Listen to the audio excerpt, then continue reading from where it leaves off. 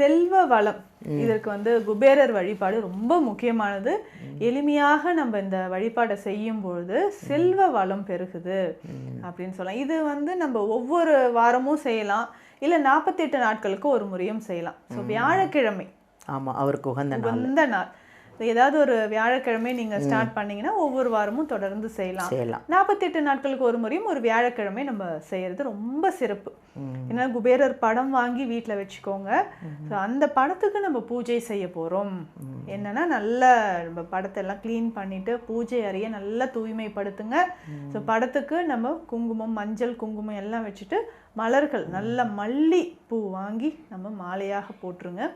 இந்த பூஜை செய்யறதுக்கு நம்ம என்னென்ன பொருட்கள் வாங்கணும் அப்படின்னா, நல்ல புதிதான ஒரு அகல் விளக்கு, மண் அகல் விளக்கு வாங்கிக்கோங்க. இதுல நம்ம நல்லெண்ணெயோ நெய்யோ போட்டு தீபம் ஏற்றிக்கலாம். திரி பச்சை நிறத்தில் இருக்கக்கூடிய திரி, இதையும் வாங்கிக்கோங்க. குபேரருக்கான குங்குமம், பச்சை நிற குங்குமம், இதுவும் வாங்கி வச்சுக்கோங்க. அதுக்கு அடுத்ததாக செம்பு நாணயம் இருக்கும். இந்த பூஜை பொருட்கள் விற்கக்கூடிய கடைகள்லயே இதுவும் கிடைக்கும். செம்பு நாணயம், ஒரு பக்கம் மகாலட்சுமி தாயாரோட உருவம் இருக்கும், இன்னொரு பக்கம் தாமரை பூ இருக்கும்.